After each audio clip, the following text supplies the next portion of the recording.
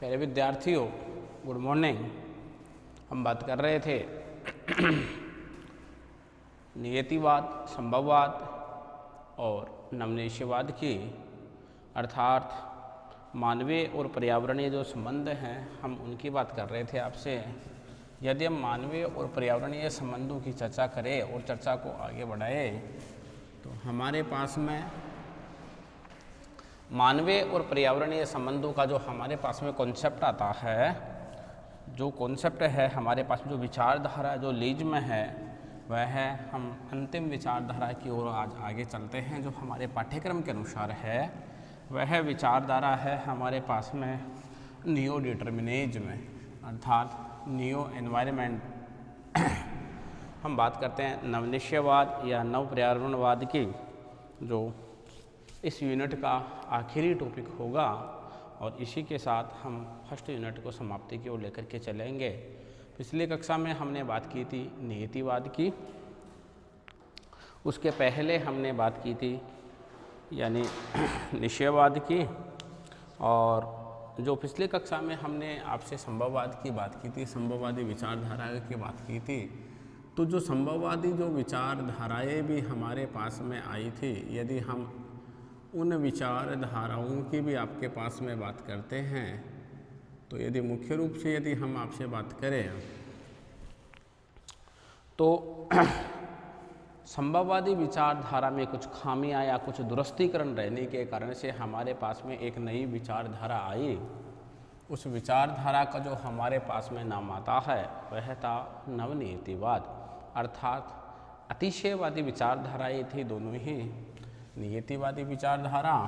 और हम बात करें जो हमारे पास में आ रहा था कौन सी विचारधाराएं, यानी संभववादी विचारधारा। यदि हम इन दोनों विचारधाराओं की आपसे बात करते हैं तो ये दोनों ही अतिशयतावादी विचारधाराएं थी। जब ये दोनों ही इस प्रकार की विचारधाराएं थी, तो इन विचारधाराओं को हम आगे बढ़ाने के लिए, इन विचारधाराओं की खामियों को दूर करने के लिए हमारे पास में जो एक नई विचारधारा आई वह विचारधारा नवनियतिवाद थी। कौन सी विचारधारा थी? वह विचारधारा नवनियतिवाद या वैज्ञानिक निश्चयवाद था। क्या था? जिसको हम वैज्ञानिक निश्चयवाद के नाम से भी हम जान रहे हैं। किस नाम से जान रहे हैं? जिसको हम वैज्ञानिक निश्चयवाद के नाम से भी जान रहे हैं। कौन सा वाद? जिसको हम वैज्ञानिक निश्चयवाद भी कह रहे थे। देखिए, नवनियतिवाद की जो विचारधारा है, नवनिश्चयवाद की जो विचारधारा है, यानी नियतिवादी विचारधारा और संभववादी विचारधाराओं का संशोधित रूप है, यानी उन विचारधाराओं में कुछ खामियां रह गई थी। नियतिवादी पूर्ण रूप से कठोर प्रकृतिवादी थे, तो संभववादियों ने, हम मुख्य रूप से बात करें, पूर्णतः प्रकृति की अस्तित्व को ही समाप्त कर दिया था। उन्होंने ये कहा था कि प्रकृति का इस प्रकार के विचारों में कोई योगदान नहीं होता है, प्रकृति का कैसा भी रोल नहीं होता है। मुख्य रूप से यदि हम बात करते हैं आपसे, तो उन्होंने ऐसा ही सिद्ध कर दिया था कि जब प्रकृति का कोई रोल ही नहीं होता है, जो कुछ कर रहा है वो सारा कार्यक्रम मानव के द्वारा ही किया जाता है, चाहे मानवीय क्रियाओं में के द्वारा, यानी मानवीय क्षमता के द्वारा मानवीय कार्य किए जा रहे हो, चाहे भौतिक क्रियाओं के जो भौतिक तत्व हैं, यानी उनका उपयोग करके, उनके यूटिलिटी करके और उनका मानव के लिए उपयोगी बनाया जा रहा हो। इन सब में योगदान किसका होता है? इन सब में योगदान मानव का ही होता है। ऐसा जो कहा जा रहा था, यदि उस विचारधारा की हम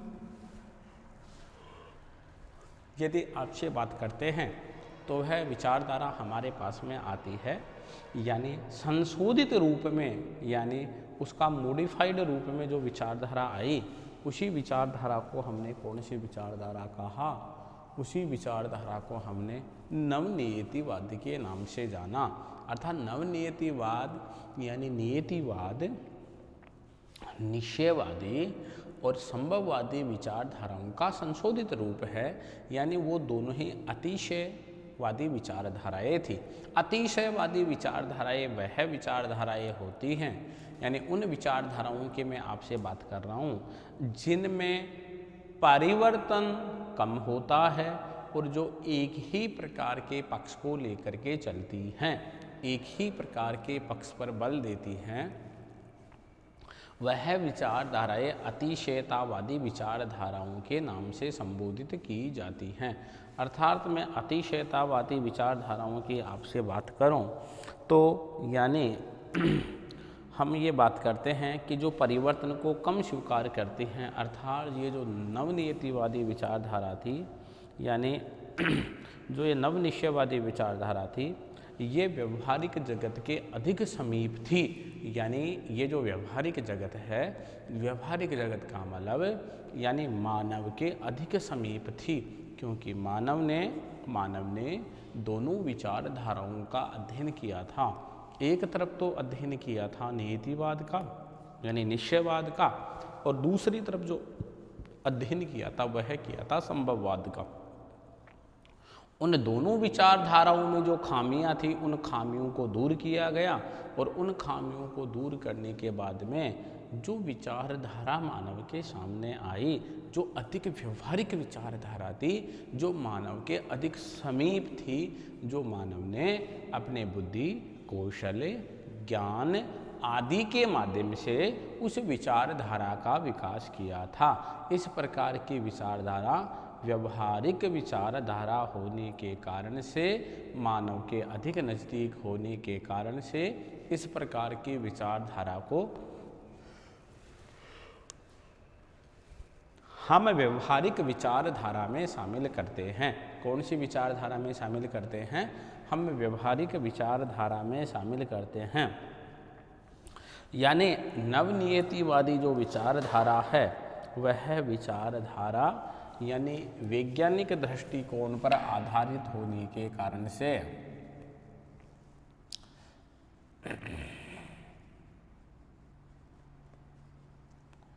यानी यह विचारधारा की यदि मैं आपसे बात करूं, जिस विचारधारा के बारे में हम आपसे बात कर रहे हैं, यदि उस विचारधारा की मैं आपसे बात करूं, यानी नवनियतिवाद विचारधारा यानी वैज्ञानिक विचारधारा के अधिक नज़दीक होने के कारण से, कौन सी विचारधारा के? वैज्ञानिक विचारधारा के अधिक नज़दीक होने के कारण से इसी विचारधारा को हम वैज्ञानिक निश्चयवाद के नाम से भी जानते हैं। कौन से निश्चयवाद के नाम से जानते हैं? हम वैज्ञानिक निश्चयवाद के नाम से भी जानते हैं। इस प्रकार की जो विचारधारा है, इस प्रकार की विचारधारा यानी वैज्ञानिक दृष्टिकोण पर आधारित होने के कारण से नवनियतिवाद की विचारधारा को हम वैज्ञानिक निश्चयवाद के नाम से भी जानते हैं, जिसको नियो डिटर्मिनिज्म कहते हैं। क्या कहते हैं? यही नियो डिटर्मिनिज्म कहलाती है। क्या कहलाती है? नियो डिटर्मिनिज्म के नाम से जानी जाती है। देखिए, यदि हम आपसे बात करते हैं तो नियो डिटर्मिनिज्म की यदि हम बात करें,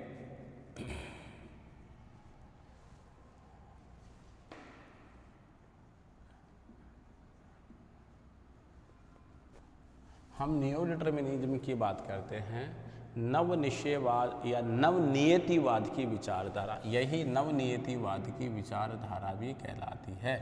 इसी को ही हम नवनियतिवाद की विचारधारा भी कहते हैं। तो हम मुख्य रूप से आपसे बात करें प्यारे विद्यार्थियों, तो देखिए आप, ये जो नियो डिटर्मिनिज्म की विचारधारा है, ये जो नवनिश्चयवाद की विचारधारा है, यह वैज्ञानिक यानी यह वैज्ञानिक दृष्टिकोण पर आधारित है। देखिए, हम कॉन्सेप्ट बेस की बातें कर लेते हैं आपसे कि नवनिश्चयवाद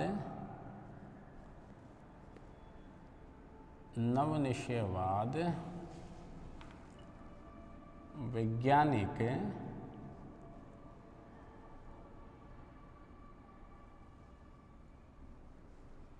दृष्टिकोण पर आधारित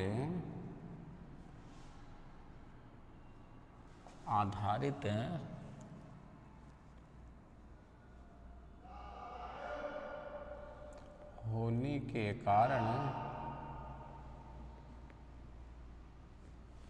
के कारण क्या, यानी होने के कारण, यानी नवनिश्चयवाद वैज्ञानिक दृष्टिकोण पर आधारित होने के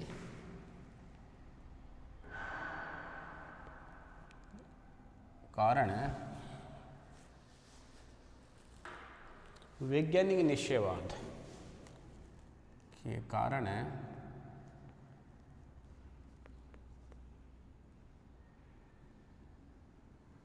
वैज्ञानिक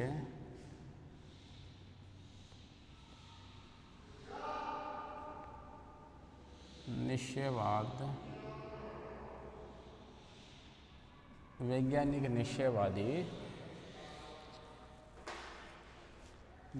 निश्चयवादी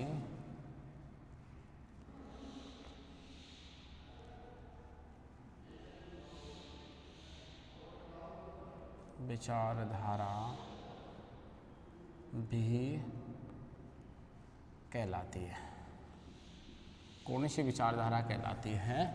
नवनिश्चयवाद वैज्ञानिक दृष्टिकोण पर आधारित होने के कारण से वैज्ञानिक निश्चयवादी विचारधारा भी कहलाती है। यानी नवनिश्चयवाद का जो थीम है वो साइंटिफिक थीम है, वो वैज्ञानिक है। वैज्ञानिक का मतलब है इसमें न तो निश्चयवादी विचारधारा की तरह पूर्ण इसको प्रकृतिवादी बनाया गया है और न संभववादी विचारधारा की तरह प्रकृति के अस्तित्व को पूर्णतः ही समाप्त किया गया है। उन्होंने ऐसा कहा है, यानी नवनिश्चयवादियों ने ऐसा कहा है। हम बहुत काफ़ी कुछ इसमें विचारों के बारे में पढ़ेंगे। जो हमारे भूगोलवेता आएंगे उन भूगोलवेताओं के बारे में हम आपसे बार बार क्या करेंगे, हम आपसे बार बार जिक्र करेंगे यहाँ पर उन भूगोलवेताओं ने किस किस प्रकार से अपने यहाँ पर विचार रखे हैं, किस प्रकार से अपने सुझाव दिए हैं। हम उन विचारधाराओं की आपसे बात करेंगे। यदि मैं उन विचारधाराओं की आपसे बात करूँ मुख्य रूप से, तो उन विचारों के बारे में हम ऐसा कहते हैं कि इसमें जितने भी विचारधाराओं को शामिल किया गया है, जितने भी वैज्ञानिकों के विचारों को शामिल किया गया है, भूगोलवेताओं के विचारों को शामिल किया गया है, वह न तो पूर्ण रूप से प्रकृतिवादी हैं, निश्चयवादी हैं और न ही पूर्ण रूप से संभववादी हैं। उन्होंने ऐसा कहा है कि मानव प्रकृति के प्रभाव में रह करके, अर्थात प्रकृति मानव पर प्रभाव डाल सकती है लेकिन पूर्ण रूप से मानव को बाध्य नहीं कर सकती है, अर्थात मानव को बाउंडेड नहीं कर सकती है। अर्थात मानव को इस प्रकार से वह एक मानव को सुझाव दे सकती है, तो मानव उन सुझावों को मानने के लिए बाध्य तो नहीं है। अर्थात उन सुझावों को यदि मानव मान लेता है और उनको अपना लेता है तो उसके जीवन में यदि कुछ परिवर्तन आते हैं तो वो उन दोनों विचारधाराओं से ज़्यादा व्यवहारिक परिवर्तन होंगे, क्योंकि इसमें हम आपसे बात करते हैं कि निश्चयवाद और संभववाद के दोनों ही जो कठोरता का जो रुख था, यानी जो एकतरफा जो रुख था, उस रुख को हटा दिया गया है वहाँ से और दोनों के ही कॉम्बिनेशन को, सामंजस्य को यहाँ पर क्या किया गया है, शामिल किया गया है। यानी दोनों ही यानी अतिशयवादी विचारधाराओं के समन्वय का, दोनों ही कौन सी विचारधाराएं थी, दोनों ही जो अतिशयवादी जो विचारधाराओं के समन्वय का यानी वर्तमान परिस्थितियों में विशेष महत्व है। यानी दोनों ही जो विचारधाराएं थी, दोनों ही अतिशयवादी जो विचारधाराएं थी, यानी दोनों ही जो अतिशयवादी विचारधाराएं थी, तो दोनों ही अतिशयवादी विचारधाराओं का वर्तमान परिस्थितियों में विशेष महत्व है, क्योंकि ये दोनों ही वास्तविकता से दूर प्रतीत होती हैं।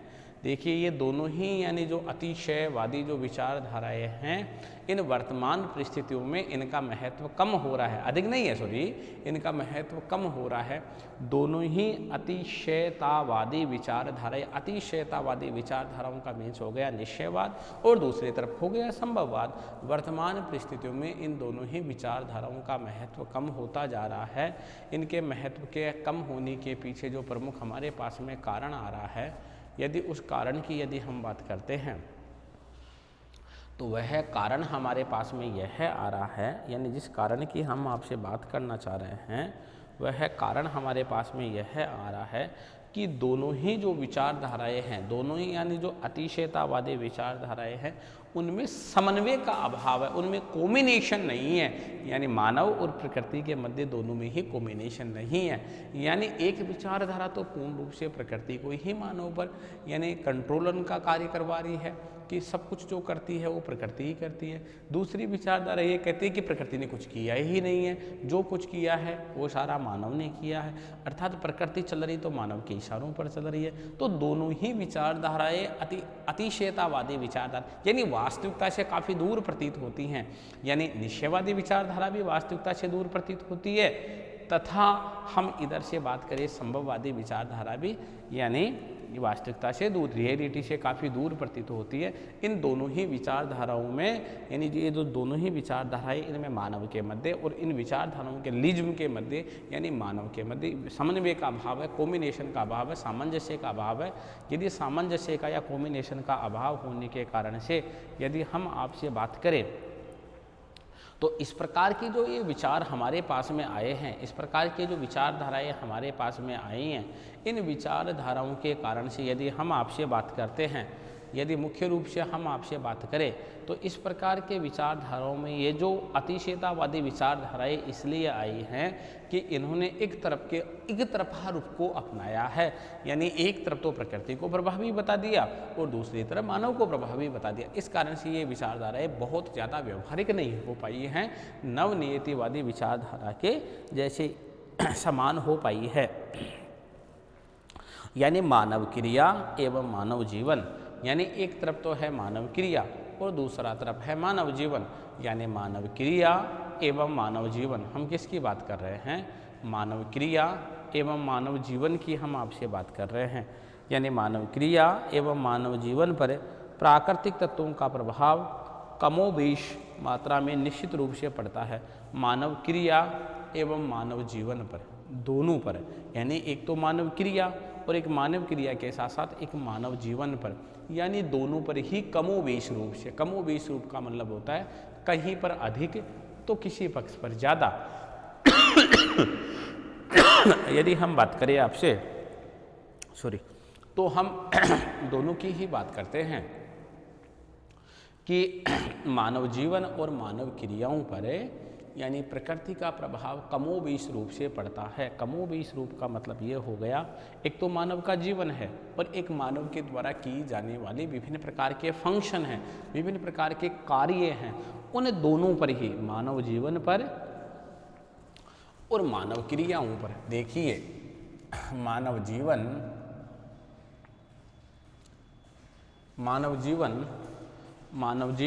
एवं मानव क्रियाओं पर मुख्य रूप से यदि हम बात करते हैं, मानव जीवन एवं मानव क्रियाओं पर यदि हम बात करते हैं आपसे कि मानव जीवन एवं मानव क्रियाओं पर यानी जो प्रभाव की बात करते हैं, मानव जीवन एवं मानव क्रियाओं पर, मानव जीवन एवं मानव क्रियाओं पर, मानव जीवन एवं मानव की जो क्रियाएं हैं यानी मानव क्रियाओं पर प्राकृतिक तत्वों का, कौन से तत्वों का हम आपसे बात कर रहे हैं? प्राकृतिक तत्वों का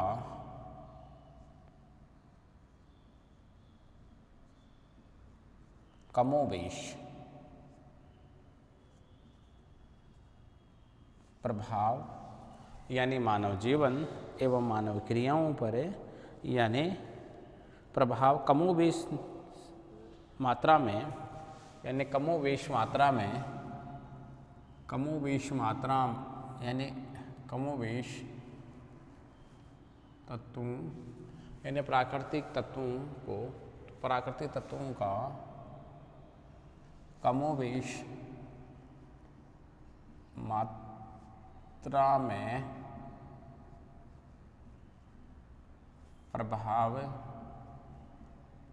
पड़ता है। क्या होता है? मानव जीवन एवं मानव क्रियाओं पर प्राकृतिक तत्वों का कमोवेश मात्रा में प्रभाव पड़ता है। देखिए, ये जो प्राकृतिक तत्वों की मैं बात कर रहा हूँ आपसे, तो विभिन्न प्रकार के जो हमारे पास में प्राकृतिक तत्व आ रहे हैं, प्राकृतिक तत्वों में बात करूं, आपके पास में फिजिकल फैक्टरों की बात करता हूं। उन फिजिकल फैक्टरों में जैसे मैं आपसे बात करूं, जैसे हमारे पास में जो फिजिकल फैक्टर आ रहे हैं, जैसे जलवायु है, वर्षा है, खनिज है, मिट्टी है, तापमान है, वायु दाब है। इसके अलावा अपन बात करते हैं जल है यानी जल स्रोत हैं, आदि सारे ये प्राकृतिक तत्व ही तो हैं जो मानव को प्रकृति के द्वारा प्राप्त हो रहे हैं, जो मानव को प्रकृति के द्वारा उपहार के रूप में दिए गए हैं। यदि हम इन तत्वों की बात करते हैं, इन प्राकृतिक तत्वों की बात करते हैं, क्या मानव इनका उपयोग अपने जीवन में कमोबेश रूप में नहीं कर रहा है? क्या हम इन तत्वों के बिना मानव जीवन के अस्तित्व को हम स्वीकार कर सकते हैं कि इनके बिना मानव का जीवन अस्तित्व में रह सकता है? नहीं, मानव का जीवन अस्तित्व में नहीं रह सकता है। चाहे किसी भौतिक तत्व का कम मात्रा में प्रयोग मानव करता हो, लेकिन किसी न किसी रूप में तो मानव उसका उपयोग कर रहा है ना। मानव के जीवन में इन सभी तत्वों का कम या अधिक मात्रा की यदि मैं आपसे बात करूं, कम या अधिक मात्रा में प्रभाव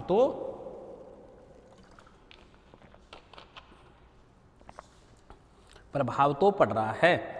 यदि मानव के जीवन की मैं बात करूं, क्या मानव के जीवन में कम या अधिक मात्रा में इन भौतिक तत्वों का प्रभाव नहीं पड़ रहा है? पड़ रहा है। तो क्या हम निश्चयवादी विचारधारा को एकदम से इग्नोर कर सकते हैं, हटा सकते हैं? नहीं, हम उसको इग्नोर नहीं कर सकते हैं। हाँ, हम ये कह सकते हैं कि प्रकृति हमारे को सुझाव दे सकती है, प्रकृति एक परामर्शदात्री के रूप में कार्य करती है, बल्कि मानव प्रकृति की उस सुझाव को किस हद तक मानता है, कहाँ तक कितनी ज़रूरत होती है, कहाँ तक उसको अपनाता है, अपने जीवन में उसको उतारता है। लेकिन प्रभाव तो कमोबेश रूप में अधिक या कम मात्रा में अवश्य मानव के जीवन पर प्रकृति का प्रभाव तो अवश्य दिखाई देता है। ठीक है ना, अवश्य दिखाई देता है।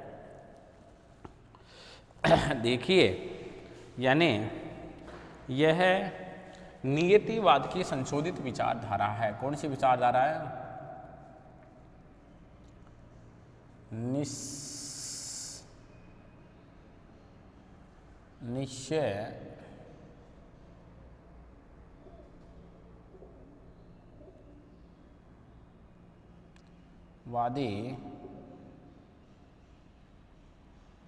निश्चयवादी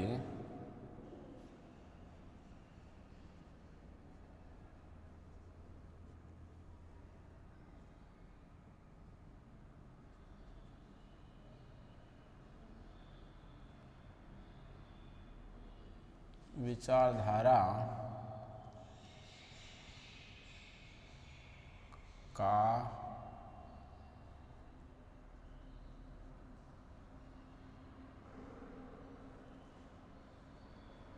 संशोधित रूप, निश्चयवादी विचारधारा का संशोधित रूप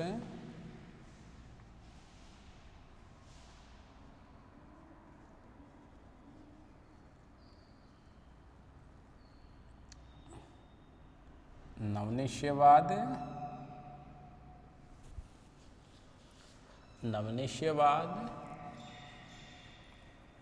नवनीतिवाद,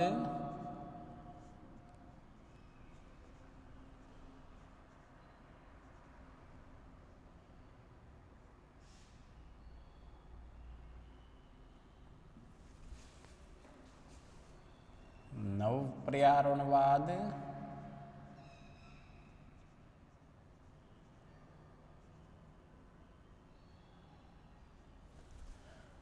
निश्चयवादी विचारधारा का संशोधित रूप नवनिश्चयवाद, निश्चयवाद, नवपर्यावरणवाद, नवपर्यावरणवाद,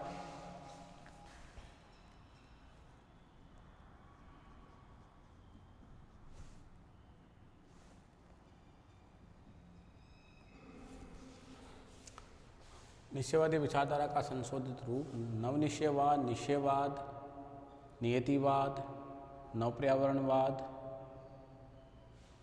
के रूप में जाने जाते हैं, के रूप में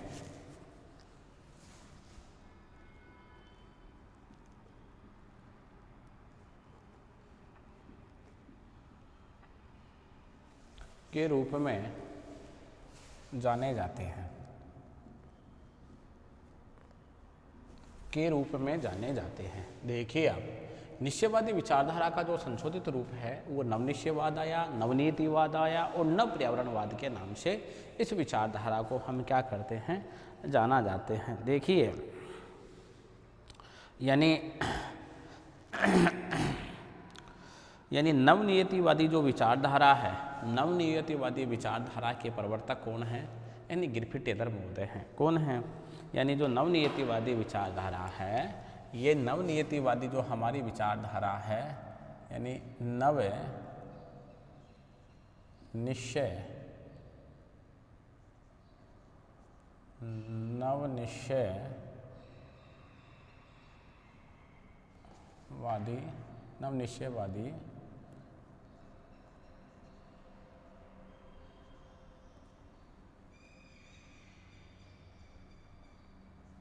नवनिश्चयवादी विचारधारा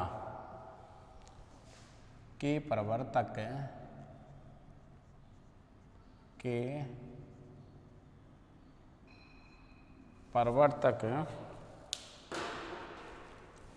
ग्रिफिथ टेलर महोदय हैं। कौन है? ग्रिफिथ टेलर महोदय कौन है? ग्रिफिथ टेलर महोदय।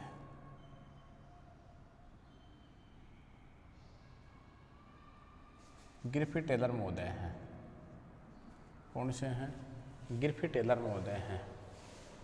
ग्रिफिथ टेलर महोदय हैं। कौन है?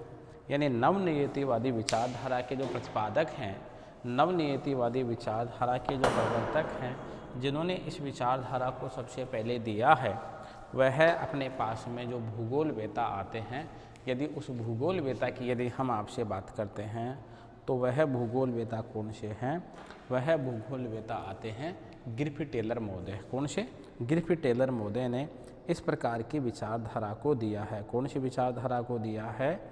यानी जो नवनियतिवाद की विचारधारा आई है, इस नवनियतिवाद की विचारधारा को देने वाले इसके फाउंडर जो हैं, फाउंडर यानी इसके जो फाउंडर हैं, वह फाउंडर हैं ग्रिफिथ टेलर महोदय। कौन है? ग्रिफिथ टेलर महोदय ने इस प्रकार की विचारधारा को दिया है, या इस प्रकार की विचारधारा को विश्व मंच पर रखा है, जिसको आज हम नियतिवाद और नियतिवाद के साथ साथ संभववादी विचारधारा के तोड़ के रूप में हम आपके सामने पढ़ रहे हैं कि उन विचारधाराओं में कुछ खामियां होने के पास में अपने पास में जो नई विचारधारा के रूप में जो विचारधारा आई, उस विचारधारा को हम किस रूप में पढ़ रहे थे? उसी विचारधारा को हम नवनियतिवादी विचारधारा के रूप में पढ़ रहे थे। कौन सी विचारधारा के रूप में पढ़ रहे थे? हम नवनियतिवादी विचारधारा के रूप में पढ़ रहे थे। देखिए, यानी जो ग्रिफिथ टेलर महोदय हैं, यदि मैं ग्रिफिथ टेलर महोदय की आपसे बात करूं, तो ग्रिफिथ टेलर महोदय का जो संबंध था वह संबंध अमेरिका से था। कहाँ से संबंध था? इनका संबंध कहाँ से था? अमेरिका में। यानी सबसे पहले जो ग्रिफिथ टेलर महोदय थे, यानी सबसे पहले ग्रिफिथ टेलर महोदय कहाँ के निवासी बने? यानी सबसे पहले जो ग्रिफिथ टेलर महोदय थे, वह ग्रिफिथ टेलर महोदय सबसे पहले ऑस्ट्रेलिया के निवासी बने, और ऑस्ट्रेलिया के निवासी बनने के बाद में यह संयुक्त राज्य अमेरिका में गए, यानी वहाँ पर कम समय तक ही रुक पाए और संयुक्त राज्य अमेरिका में रहने लग गए। संयुक्त राज्य अमेरिका में रहने लग गए और संयुक्त राज्य अमेरिका के बाद में ये अंत में जो रहने लग गए थे ये कहाँ रहने लग गए? कनाडा में कनाडा में रहने लग गए थे। यानी ये सबसे पहले ऑस्ट्रेलिया से इनका संबंध था, उसके बाद में यूएसए से इनका संबंध रहा और बाद में यानी इनका संबंध अंत में इनका संबंध कहाँ से रहा? यानी ये कनाडा के निवासी बन गए। निवास का अंतिम स्थान है इनका, ठीक है ना। कौन सा स्थान है? यानी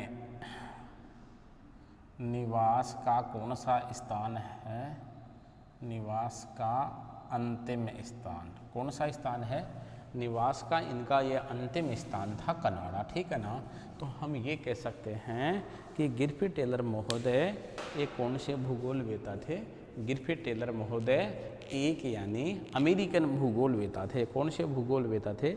गिरफिट टेलर महोदय यानी एक अमेरिकन भूगोलवेता थे। कौन से भूगोलवेता थे? गिरफिट टेलर महोदय एक अमेरिकन भूगोलवेता थे, अर्थात इनका संबंध अंत तक कनाडा से रहा और संयुक्त राज्य अमेरिका से रहा। कम संबंध ही इनका ऑस्ट्रेलिया से रहा। यानी गिरफिट टेलर महोदय ने प्रकृति के नियंत्रण को नहीं बल्कि प्रकृति के प्रभाव को स्वीकार किया है। जो गिरफिट टेलर महोदय हैं न, जिनको नवनियतिवाद का हम प्रवर्तक मानते हैं, इन्होंने ऐसे कहा है कि इन्होंने प्रकृति के नियंत्रण को स्वीकार नहीं किया, इन्होंने प्रकृति के प्रभाव को स्वीकार तो किया है। हाँ, कि प्रकृति किसी न किसी रूप पर मानव को क्या करती है? प्रकृति किसी न किसी रूप में मानव को प्रभावित करती है। यानी उस प्रभाव को इन्होंने नहीं नकारा है, उन्होंने स्वीकार किया, लेकिन प्रकृति के कंट्रोल को इन्होंने नहीं माना कि प्रकृति क्या हमारे ऊपर नियंत्रण करती है क्या। इस प्रभाव को इन्होंने नहीं माना है। इन्होंने किसको माना है? इन्होंने यानी नेचर के इन्फ्लुएंस को तो माना है, लेकिन नेचर के कंट्रोल को इन्होंने किसी भी हद तक स्वीकार नहीं किया। इन्होंने ऐसा कहा है कि प्रकृति का हमारे ऊपर कोई नियंत्रण है ही नहीं। इन्होंने कहा हाँ, प्रकृति हमारे मानव के कार्य के ऊपर, मानव के जीवन के ऊपर और मानव के प्रत्येक पहलू के ऊपर अपना प्रभाव तो डालती है, लेकिन प्रकृति का मानव के किसी भी पक्ष पर किसी भी प्रकार का कोई नियंत्रण नहीं होता है। इस पहलू को तो उन्होंने स्वीकार किया है, लेकिन हम ये कह सकते हैं कि यानी जो गिरफिट टेलर महोदय हैं, गिरफिट टेलर महोदय ने पूर्ण रूप से न तो प्रकृतिवादी विचारधारा की बात की और न संभववादी विचारधारा की बात की है। इन्होंने प्रकृति के प्रभाव को क्या किया है? प्रकृति के प्रभाव की व्याख्या की है और वैज्ञानिक दृष्टिकोण पर आधारित यानी नवनिश्चयवाद का समर्थन किया है। और ये जो आपका नवनिश्चयवाद है, यह नवनिश्चयवाद किस पर आधारित है? आपका नवनिश्चयवाद वैज्ञानिक दृष्टिकोण पर आधारित है। कौन से दृष्टिकोण पर आधारित है? यह आपका वैज्ञानिक दृष्टिकोण पर आधारित है। कौन सा?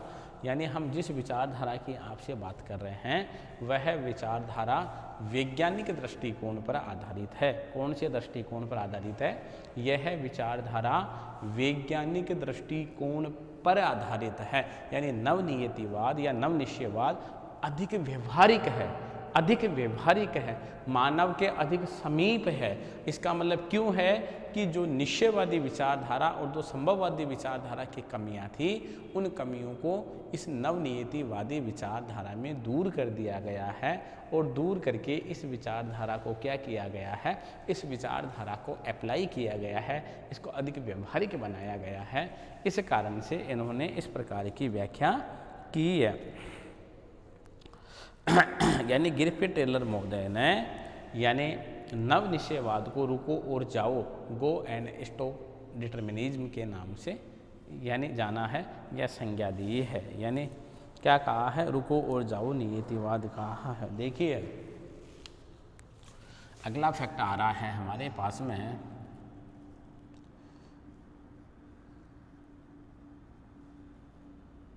गिरफिट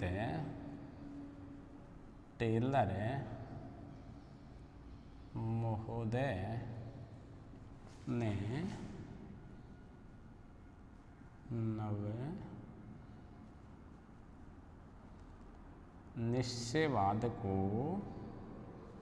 नव निश्चयवाद को ग्रिफिथ टेलर मोर्डन ने नव निश्चयवाद को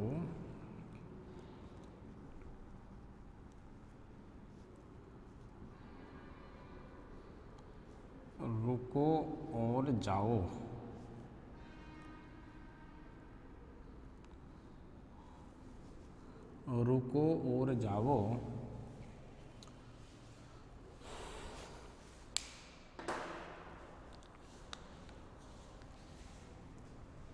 निश्चयवाद, रुको और जाओ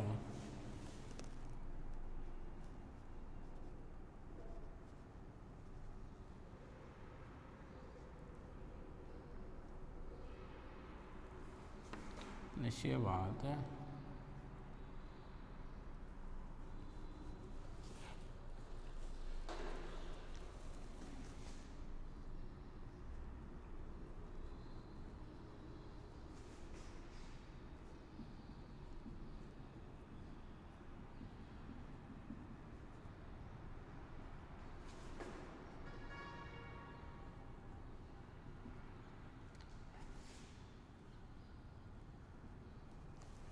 गो एंड स्टॉप डिटर्मिनिज्म, रुको और जाओ निश्चयवाद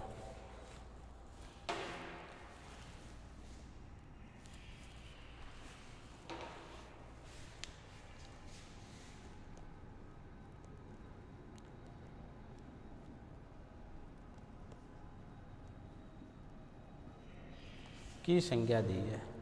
रुको और जाओ निश्चयवाद की संज्ञा दी है।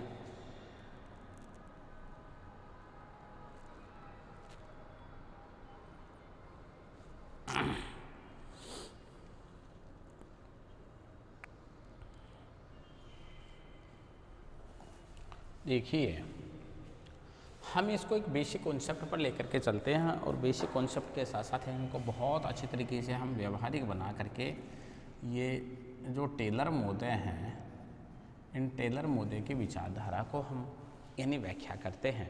बहुत जल्दी आपके प्यारे विद्यार्थियों को समझ में आएगा। ये देखिए, इस व्याख्या को हम किस प्रकार से लेकर के चलते हैं। यानी जो ये ग्रिफिथ टेलर मोदे हैं, जो अमेरिकन भूगोलवेत्ता हैं, उन्होंने इनको गो एंड स्टॉप डिटर्मिनिज्म का नाम दिया है। कैसे दिया है समझिए। हम एक बेसिक कॉन्सेप्ट, एक उदाहरण, एक एग्जाम्पल के माध्यम से समझते हैं। इन्होंने ऐसे कहा है कि जो ये रुको और जाओ की विचारधारा है ना, यानी इस प्रकृति को, यानी ग्रिफिथ टेलर मोदे ने जो प्रकृति है,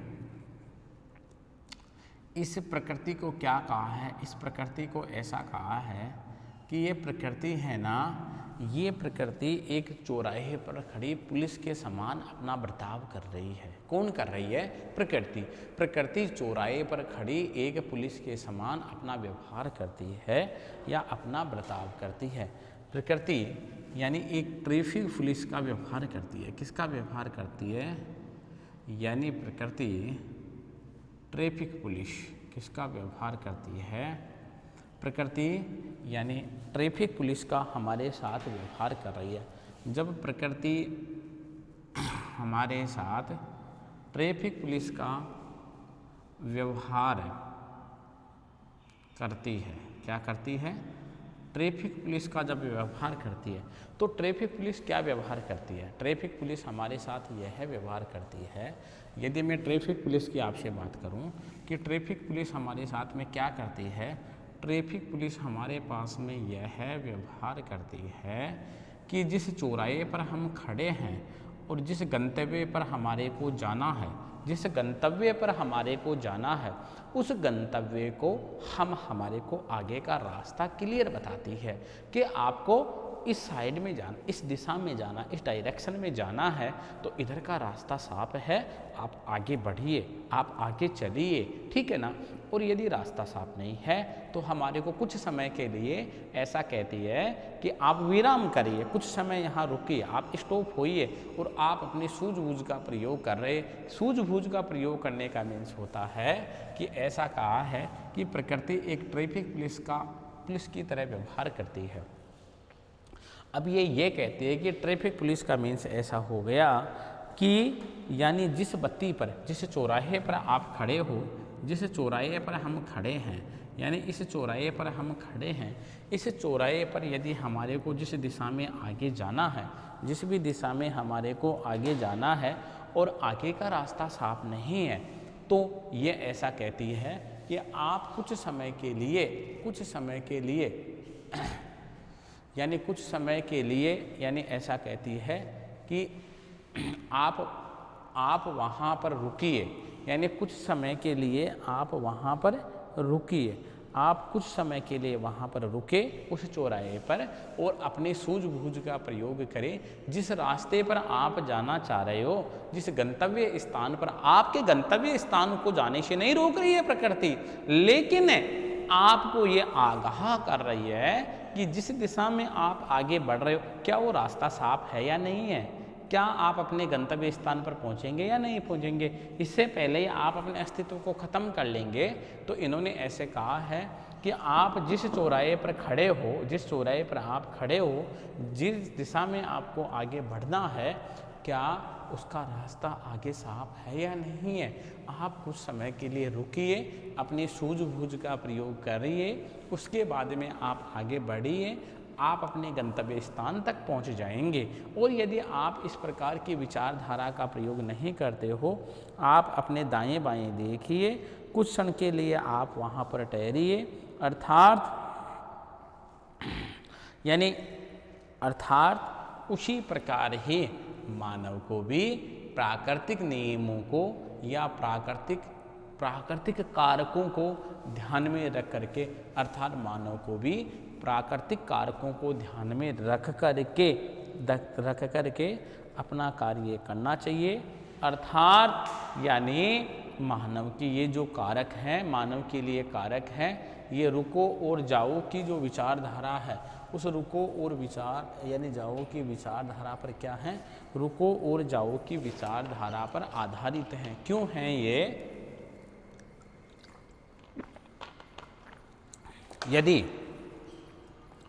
उन विचारों की हम आपसे बात करते हैं कि ये उस विचारधारा पर क्यों आधारित हैं, ये विचारधारा पर इसलिए आधारित हैं कि प्रकृति ने मानव को इस प्रकार के निर्देश दिए हैं, इस प्रकार के आदेश दिए हैं कि आप जिस स्थान पर खड़े हो तो आपको इतना अवेयर होना है, इतना जागरूक होना है कि आप दाएं देखिए, बाएं देखिए, आप आगे देखिए, पीछे देखिए, अपनी सूझबूझ का प्रयोग करिए। उसके बाद में आप ट्रैफिक के नियमों का यानी ट्रैफिक पुलिस का व्यवहार का पालन करिए, यानी प्रकृति के नियमों का पालन करिए। तो ट्रैफिक पुलिस के व्यवहार का मतलब जो प्राकृतिक कारक हैं, उन प्राकृतिक कारकों का आप प्रयोग करते हुए, उन प्राकृतिक कारकों को ध्यान में रखते हुए आप अपने विकास और उन्नति को आगे बढ़ाइए। यानी हम प्रकृति के प्रभाव को किसी भी हद तक हम नहीं नकार सकते हैं, हम नहीं मना कर सकते हैं कि क्या प्रकृति हमारे जीवन पर किसी प्रकार का प्रभाव नहीं डालती है। नहीं, हम ऐसा तो नहीं कह सकते हैं कि प्रकृति हमारे जीवन पर किसी भी प्रकार का प्रभाव नहीं डालती है। इसी प्रकार से इसी विचारधारा को गिरफिट टेलर ने गो एंड स्टॉप, जाओ और रुको, यानी रुको और जाओ की विचारधारा के नाम से क्या किया है, संबोधित किया है। क्या किया है? संबोधित किया है।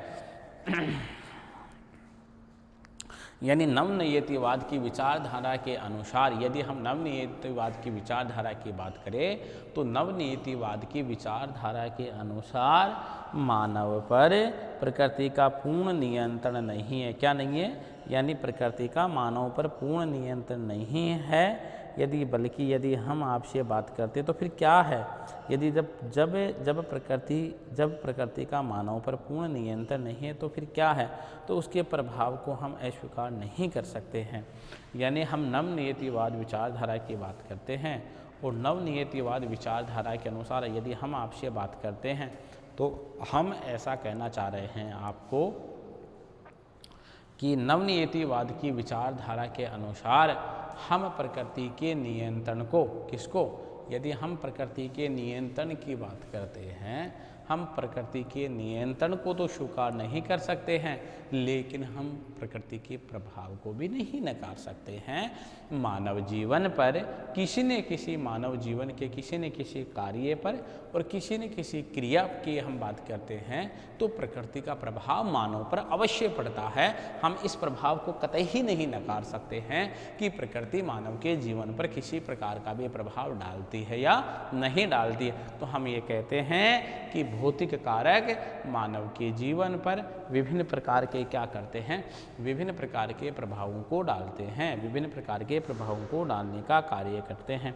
यदि हम आपसे बात करते हैं, एक कैनेडियन भूगोलवेता हैं जॉर्ज टेथम।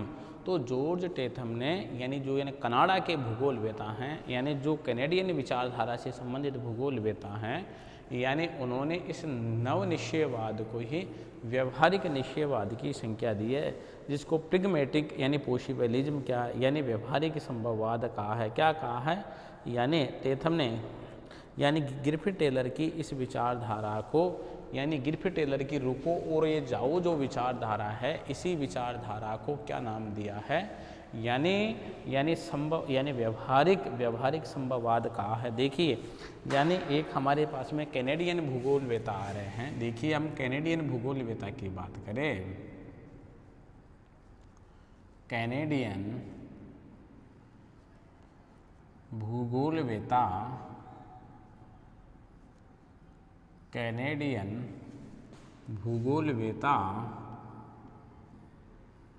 जॉर्ज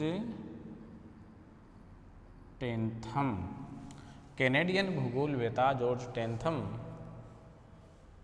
ने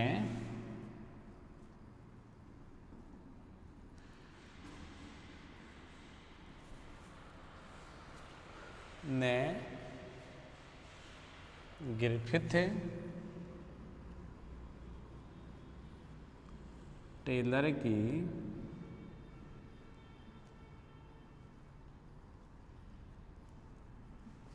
विचारधारा को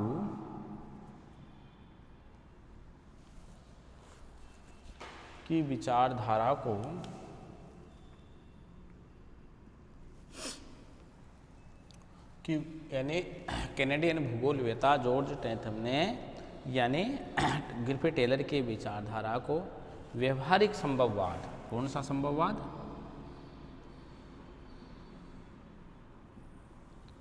व्यवहारिक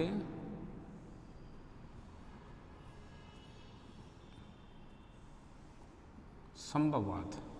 हम कौन से संभववाद की बात कर रहे हैं आपसे, यानी उन्होंने क्या कहा है, यदि हम उनकी बात करते हैं आपसे तो उन्होंने कहा है क्या, उन्होंने कहा है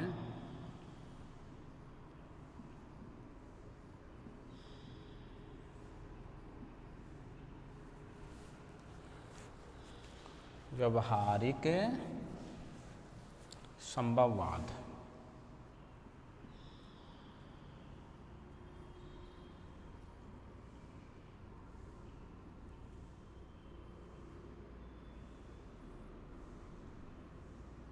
कौन सा संभववाद कहा है, यानी उन्होंने व्यवहारिक संभववाद कहा है, ठीक है ना, व्यवहारिक संभववाद कहा है।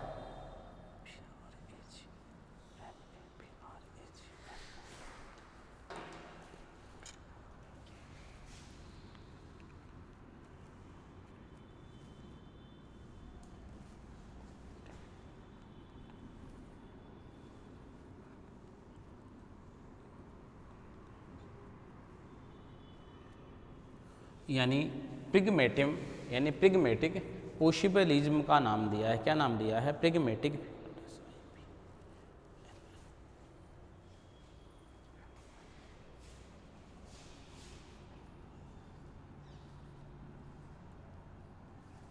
यानी प्रिग्मेटिक पॉसिबिलिज्म का नाम दिया है। कौन सा लिज्म का नाम दिया है, प्रिग्मेटिक पॉसिबिलिज्म का नाम दिया है। देखिए यदि हम आपसे बात करते हैं तो इन्होंने प्रिग्मेटिक जो पॉसिबिलिज्म का नाम दिया है, यदि हम उसकी बात करते हैं आपसे,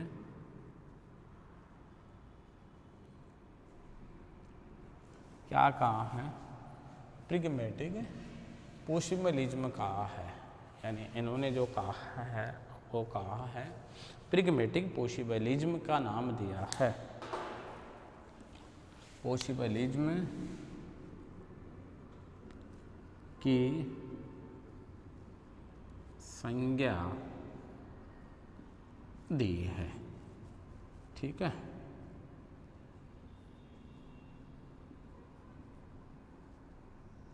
कैनेडियन कौन से भूगोलवेता के मैं आपसे बात कर रहा हूँ? मैं आपसे बात कर रहा हूँ कैनेडियन भूगोलवेता की। कैनेडियन भूगोलवेता मैं जॉर्ज टेथम की आपसे बात कर रहा हूँ। तो जॉर्ज टेथम ने जो कहा है, वो जॉर्ज टेथम ने क्या कहा है? जॉर्ज टेथम ने ऐसा कहा है, क्या कहा है कि गिरफिट टेलर की जो विचारधारा है, रुको और जाओ की जो विचारधारा है, इसी विचारधारा को व्यवहारिक पॉसिबलिज्म का नाम दिया है, यानी व्यवहारिक प्रिगमेटिक पॉसिबलिज्म का नाम दिया है, क्योंकि ये मानव के अधिक नज़दीक की विचारधारा है। मानव ने इसको सहर्ष स्वीकार किया है। मानव ने इन दोनों ही विचारधाराओं को क्या किया है? मानव ने इन दोनों ही विचारधाराओं को स्वीकार किया है। कौन सी विचारधाराओं को? यानी इन दोनों से बनी हुई एक विचारधारा जो हमारे सामने आई, एक तो हमारे पास में संभववाद से बनी हुई विचारधारा और दूसरी हमारे पास में किससे बनी हुई विचारधारा? नियतिवाद से बनी हुई जो विचारधारा है, इस विचारधारा को यानी यहाँ पर शामिल किया गया है। अर्थात हम बात करते हैं तो जो यानी कनाडा के भूगोलवेता हैं जॉर्ज टेथम, उन्होंने भी गिरफिट टेलर की इस विचारधारा का पुरजोर समर्थन किया है और इन्होंने ये कहा कि ये व्यवहारिक विचारधारा है, कैसे ये मानव के नज़दीक है। मानव ने इनको स्वीकार किया है। क्यों किया है? कि मानव ने इसको इसलिए स्वीकार किया है कि इसमें न तो नियतिवादी विचारधारा को यानी पूर्ण रूप से प्रभावी बनाया गया है और न संभववादी को इग्नोर किया गया है। इसका मतलब यानी प्रकृति के प्रभाव को मानव पर यानी स्वीकार किया गया है, बल्कि प्रकृति के कंट्रोल को, बल्कि प्रकृति के नियंत्रण को स्वीकार नहीं किया गया है। प्रकृति मनुष्य के समक्ष अनेक योजनाएं प्रस्तुत करती है। क्या करती है? प्रकृति मनुष्य के सामने अनेक प्रकार की योजनाएं प्रस्तुत करती है, अनेक प्रकार के प्लान प्रस्तुत करती है। यानी जो प्रकृति है, यह प्रकृति मनुष्य के सामने विभिन्न प्रकार की जो योजनाएं होती है, वह विभिन्न प्रकार की योजनाएं प्रस्तुत करती है। यानी प्रकृति के द्वारा मानव के सामने विभिन्न प्रकार के प्लान पेश किए जाते हैं, विभिन्न प्रकार की योजनाएं लाई जाती हैं सामने। अर्थात जब मानव के सामने विभिन्न प्रकार की योजनाएं प्रस्तुत की जाती हैं, जिसमें मनुष्य को चयन करने की, यानी उन योजनाओं को मनुष्य को चयन करने की स्वतंत्रताएं होती हैं।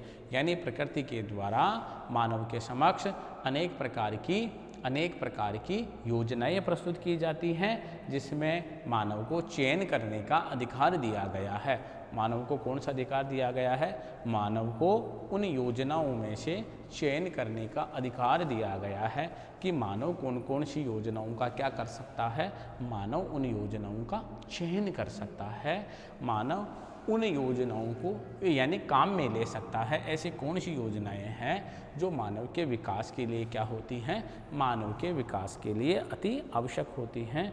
उन योजनाओं का चयन करने का भी अधिकार मानव को दिया गया है। इस प्रकार यह विचारधारा संभववाद के अधिक नज़दीक है तथा यह व्यवहारिक विचारधारा है। इस प्रकार की विचारधारा को हम ये कहते हैं कि इस प्रकार की विचारधारा संभववाद के अधिक नज़दीक है। अर्थात संभववादी विचारधारा पूर्ण रूप से प्रकृति के नियंत्रण को स्वीकार नहीं करती है, अर्थात प्रकृति के प्रभाव को तो स्वीकार करती है। कुछ हद तक इन्होंने भी, संभववादियों ने भी प्रकृति के अस्तित्व को समाप्ति की ओर बताया है कि प्रकृति के अस्तित्व का मानव पर किसी प्रकार का, लेकिन कुछ हद तक हम बात करते हैं तो संभववादी जो विचारधारा के जो लोग आए हैं, इन संभववादी विचारधारा के लोगों ने मानव के जीवन पर सकारात्मक प्रभाव की बात की है। हम ये कह सकते हैं कि प्रकृति के द्वारा मानव के सामने विभिन्न प्रकार की जो योजनाएं, जो विभिन्न प्रकार के सुझाव प्रस्तुत किए जाते हैं, मानव उनमें से चयन करने का अधिकार रखता है। मानव क्या कर सकता है, उनमें से कुछ योजनाओं का चयन कर सकता है, चयन करने का क्या रखता है, अधिकार रखता है। अर्थात यह विचारधारा, जिस विचारधारा की हम बात करते हैं, यानी अधिक संभववाद के अधिक नज़दीक है तथा इस प्रकार की विचारधारा अधिक व्यवहारिक विचारधारा है। कौन सी विचारधारा है, अधिक व्यवहारिक विचारधारा है। इस प्रकार की विचारधारा को हम आगे आपसे बात करते हैं। एक यानी अमेरिकन भूगोलवेता एल्सवर्थ हंटिंगटन की हम आपसे बात करते हैं। यानी अमेरिकन भूगोलवेता एल्सवर्थ हंटिंगटन महोदय ने भी, यदि हम अमेरिकन भूगोलवेता की बात करें, जो एल्सवर्थ हंटिंगटन महोदय हैं, इन्होंने भी वैज्ञानिक नीतिवाद में या वैज्ञानिक निश्चयवाद में अपनी आस्था को प्रकट किया है। यानी इन्होंने भी समर्थन किया है इस विचारधारा की, जिस विचारधारा के बारे में मैं आपसे बात कर रहा हूँ।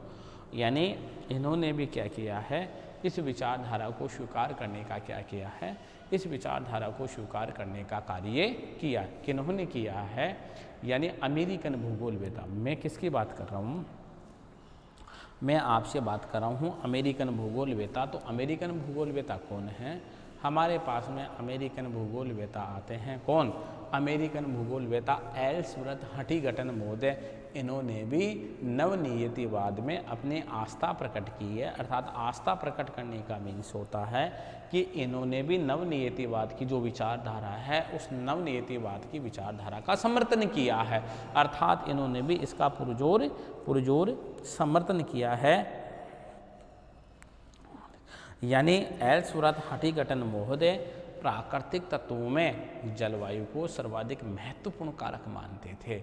अर्थात एल्सवर्थ हंटिंगटन महोदय के द्वारा जितने भी प्राकृतिक कारक होते थे, यानी भौतिक कारक हैं, उन भौतिक कारकों में सबसे जो प्रभावशाली कारक और सबसे जो मजबूत कारक मानते थे, वह मजबूत कारक किसको मानते थे, जलवायु को मानते थे। अर्थात एल्सवर्थ हंटिंगटन महोदय के द्वारा सभी प्रकार के प्राकृतिक कारकों में सबसे मजबूत कारक जो माना गया है, वह सबसे मजबूत कारक कौन सा है, सबसे मजबूत कारक उन्होंने माना है किसको, जलवायु को सबसे महत्वपूर्ण प्रबलता प्रदान की है। जलवायु पर उन्होंने सबसे ज़्यादा क्या दिया है, जलवायु पर उन्होंने जोर दिया है। यानी उन्होंने कहा है, यानी उनके मतानुसार, किनके, एल्सवर्थ हंटिंगटन के मतानुसार यदि हम बात करते हैं तो किसी प्रदेश की मानव संस्कृति, यदि हम बात करें कि किसी प्रदेश की, जिस प्रदेश के बारे में हम जिक्र कर रहे हैं, जिस प्रदेश के बारे में हम अध्ययन कर रहे हैं, उस प्रदेश की क्या, उस प्रदेश की मानव संस्कृति तथा सभ्यता के निर्धारण में, तथा यानी जिस प्रदेश की मानव की संस्कृति तथा सभ्यता के निर्धारण में, यानी जिस प्रदेश की मानव की संस्कृति तथा उसके सभ्यता के किसमें, तथा उसके सभ्यता के निर्धारण की यदि मैं बात करता हूँ, उसके सभ्यता के निर्धारण में प्राकृतिक कारकों के साथ साथ मानव प्रजाति, धर्म तथा समाज का, यानी मानव प्रजाति, धर्म तथा समाज आदि का महत्वपूर्ण योगदान है। अर्थात किसमें है, यानी उनके मतानुसार किसी प्रदेश की मानव संस्कृति तथा सभ्यता में, यानी किसी मानव यानी किसी प्रदेश की मानव संस्कृति तथा सभ्यता में यदि हम बात करें निर्धारण में, प्राकृतिक कारकों के साथ साथ, किसके साथ साथ, प्राकृतिक कारकों के साथ साथ यदि हम बात करते हैं तो वहाँ की प्रजाति, वहाँ का धर्म और वहाँ के समाज का भी महत्वपूर्ण क्या होता है, वहाँ महत्वपूर्ण योगदान होता है। तो हम बात करते हैं एल्सवर्थ हंटिंगटन महोदय की। तो एल्सवर्थ हंटिंगटन महोदय ने भी यही कहा है कि उन्होंने जो जिन भौतिक कारकों पर बहुत अधिक जोर दिया है, उन्होंने जिन भौतिक कारकों पर जोर दिया है, यदि मैं उन भौतिक कारकों की आपसे बात करता हूँ तो उन भौतिक कारकों में एल्सवर्थ हंटिंगटन महोदय के अनुसार जो सबसे महत्वपूर्ण कारक उन्होंने माना है, वो सबसे महत्वपूर्ण कारक किसको माना है, वह सबसे महत्वपूर्ण कारक उन्होंने किसको माना है? सबसे जो महत्वपूर्ण कारक माना है उन्होंने जलवायु को सबसे महत्वपूर्ण कारक माना है। और जलवायु को यानी उस जलवायु के प्रभाव की यदि मैं आपसे बात करता हूँ, उस जलवायु के प्रभाव का यानी उस जलवायु का प्रभाव पड़ा है वो मानव की संस्कृति पर और मानव की सभ्यता पर, यानी सर्वाधिक उस जलवायु का क्या पड़ा है? उस जलवायु का प्रभाव पड़ा है। किसके अनुसार? एल्सवर्थ हंटिंगटन महोदय के अनुसार। किसके अनुसार हम बात करते हैं? एल्सवर्थ जो हंटिंगटन महोदय हैं ना, हम बात करते हैं एल्सवर्थ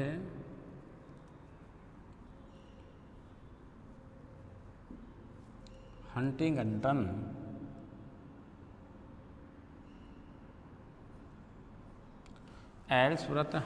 हंटिंगटन के अनुसार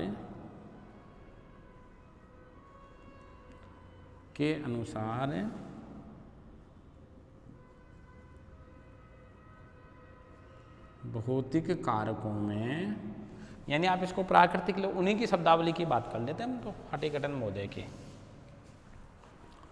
प्राकृतिक कारकों में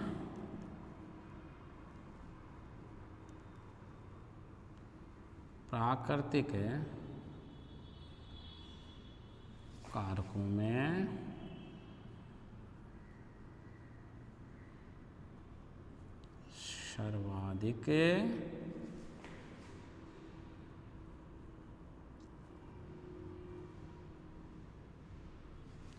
महत्वपूर्ण कारक है, यानी एल्सवर्थ हंटिंगटन के अनुसार प्राकृतिक कारकों में सबसे महत्वपूर्ण कारक है, प्राकृतिक कारकों में सबसे महत्वपूर्ण कारक है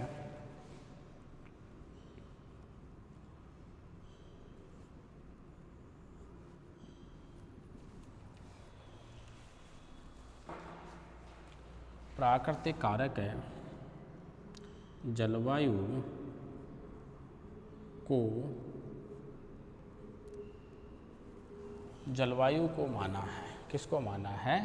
यानी प्राकृतिक कारकों में जो सबसे जो महत्वपूर्ण कारक माना है, वह सबसे महत्वपूर्ण कारक किसको माना है?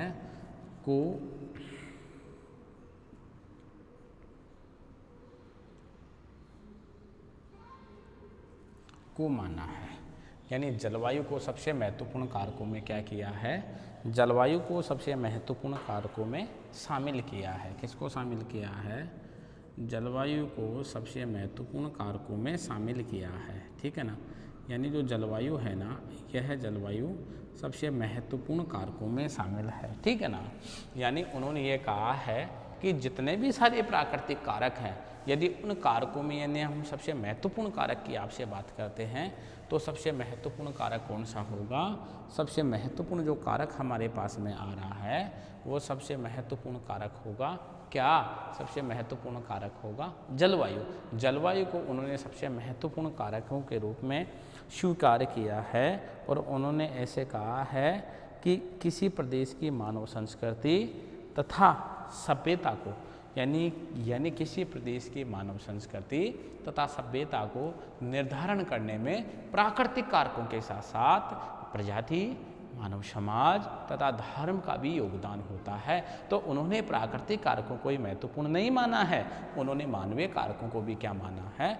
उन्होंने मानवीय कारकों को भी अधिक महत्वपूर्ण माना है। हम आगे बात करते हैं। ब्रिटिश भूगोलवेता ब्रिटिश भूगोलवेता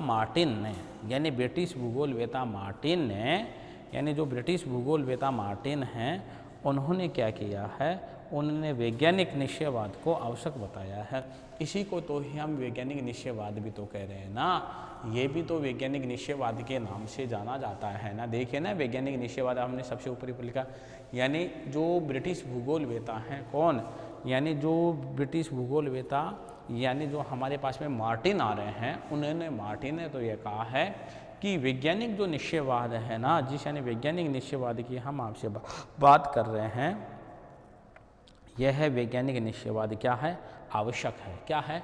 यानी यह वैज्ञानिक निश्चयवाद क्या है? वैज्ञानिक निश्चयवाद आवश्यक है, यानी वैज्ञानिक स्तर पर हम नियमों की व्याख्या कर सकते हैं, यानी हम साइंटिफिक लॉ के आधार पर नियमों को एक्सप्लेन यानी हम नियमों का एक्सप्लेन कर सकते हैं, यानी हम नियमों की व्याख्या कर सकते हैं। यानी कौन से आधार पर? हम वैज्ञानिक आधार पर जो हमारे पास में नियम हैं उन नियमों की क्या कर सकते हैं? उन नियमों की हम व्याख्या कर सकते हैं। कौन से आधार पर कर सकते हैं? हम वैज्ञानिक आधार पर जो हमारे पास में नियम आए उन नियमों की क्या कर सकते हैं? उन नियमों की हम व्याख्या कर सकते हैं। कौन से आधार पर कर सकते हैं? हम वैज्ञानिक आधार पर उन नियमों की व्याख्या कर सकते हैं। ऐसा कहने वाले कौन हैं? ऐसा कहने वाले हैं हमारे पास में जॉर्ज टेथम महोदय, मॉर्टिन महोदय, यानी जो ब्रिटिश भूगोलवेता हैं, यानी ये ब्रिटिश भूगोलवेता ऐसा कह रहे हैं कि हम वैज्ञानिक नियमों के आधार पर व्याख्या कर सकते हैं, यानी जिनके अनुसार कोई विशिष्ट क्रिया, यानी जिनके अनुसार कोई स्पेशल जो कार्य होता है, यानी जो कोई यानी किन के अनुसार, यानी मार्टिन के अनुसार, यानी कोई विशिष्ट क्रिया, यानी संपूर्ण कार्य कारण संश्लिष्ट प्रभाव को अपनाकर अपना स्वरूप प्राप्त करती है।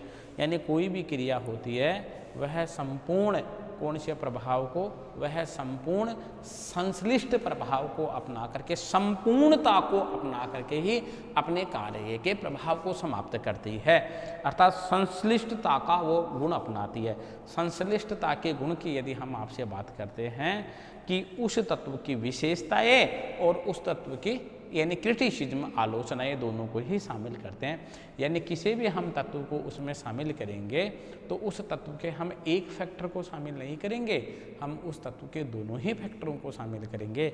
जब हम उस तत्व के दोनों ही फैक्टरों को शामिल करेंगे, जिस तत्व के बारे में हम आपसे बात करना चाह रहे हैं, तो उसमें उसकी विशेषता भी आ जाएंगी और उसमें आलोचनाएं भी आ जाएंगी। अर्थात ऐसा कहना है किसका? ऐसा कहना है मार्टिन महोदय का, जो एक ब्रिटिश भूगोलवेता हैं। उन्होंने भी वैज्ञानिक निश्चयवाद को उन्होंने भी इसका समर्थन किया है, पुरजोर उन्होंने समर्थन किया है। उन्होंने भी ऐसा ही कहा है कि इस प्रकार की जो विचारधाराएं हमारे पास में आवश्यक रूप से आई है, तो हम वैज्ञानिक आधार पर नियमों की क्या कर सकते हैं? हम वैज्ञानिक आधार पर नियमों को एक्सप्लेन कर सकते हैं, व्याख्या कर सकते हैं। जहाँ पर समस्या आती है हम उस समस्या का समाधान खोज सकते हैं। तो समस्या का समाधान किस प्रकार से खोज सकते हैं? हम समस्या का समाधान इस प्रकार से खोज सकते हैं। किस प्रकार से? हम समस्या का समाधान इस प्रकार से खोज सकते हैं कि जो भी समस्या हमारे पास में उपस्थित है, जिस भी समस्या की हम आपसे बात कर रहे हैं, जो भी समस्या हमारे पास में उपस्थित हुई है, उस समस्या के निराकरण के लिए वैज्ञानिक आधार पर, बुद्धि के आधार पर, कौशल के आधार पर, तकनीकों के आधार पर हम उस समस्या का समाधान खोज करके हम उस समस्या की क्या कर सकते हैं? उस समस्या की हम व्याख्या कर सकते हैं। ऐसा कहना है ब्रिटिश भूगोलवेता मार्टिन महोदय के अनुसार। मार्टिन ने अपने विचारों को इस प्रकार से रखा है, इसलिए उन्होंने प्रस्तावित किया है, इसलिए मार्टिन महोदय ने प्रस्ताव रखा है, उन्होंने इसलिए प्रस्तावित किया है कि नियतिवाद निश्चित रूप से विद्यमान है। उन्होंने कहा है कि नियतिवाद निश्चित रूप से क्या है? निश्चित रूप से विद्यमान है। ऐसा मार्टिन महोदय कह रहे हैं कि नियतिवाद को हम इग्नोर नहीं कर सकते हैं, नियतिवाद के लिए हम मना नहीं कर सकते हैं कि नियतिवाद निश्चित रूप से क्या है? नियतिवाद निश्चित रूप से क्या है? निश्चित रूप से विद्यमान है, किंतु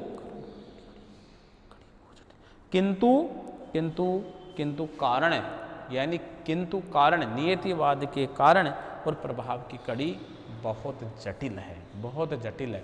किंतु कारण और प्रभाव की कड़ी बहुत जटिल है। उन्होंने ऐसे कहा है, जो यानी मार्टिन महोदय हैं। तो मार्टिन महोदय के यदि हम विचारों की आपसे बात करते हैं, तो मार्टिन महोदय ने जो कहा वो ये कहा है कि नियतिवाद निश्चित रूप से क्या है? नियतिवाद निश्चित रूप से विद्यमान है। इन्होंने कहा है, मार्टिन कौन है ये? मार्टिन एक ब्रिटिश भूगोलवेता हैं। कौन है? एक ब्रिटिश भूगोलवेता है मार्टिन की यदि हम बात करते हैं तो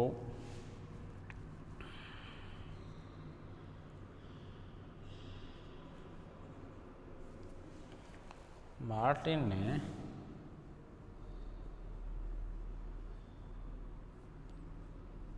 कहा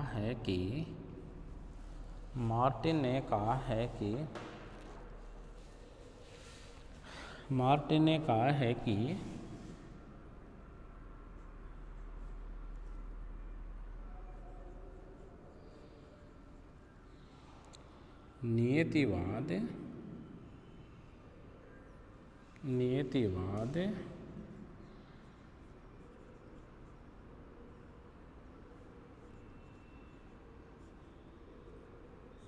नियतिवाद निश्चित रूप से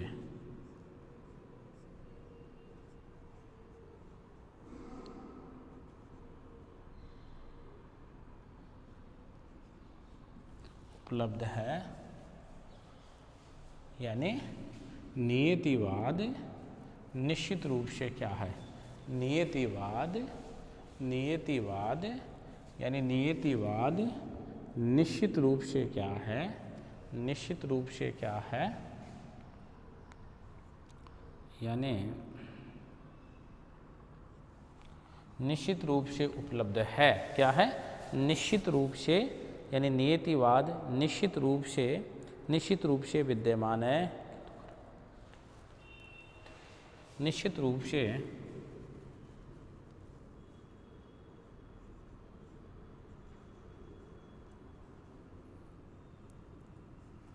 विद्यमान है, किंतु कारण और प्रभाव की कड़ी, किंतु कारण और प्रभाव की कड़ी, किंतु कारण और प्रभाव की कड़ी बहुत जटिल है। किंतु कारण और प्रभाव की कड़ी, प्रभाव की यानी प्रभाव की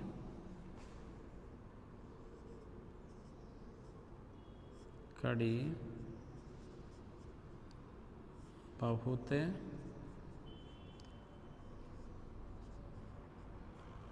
जटिल है। किंतु प्रभाव की कड़ी बहुत जटिल है। क्या है? किंतु कारण और प्रभाव की कड़ी बहुत क्या है? जटिल है।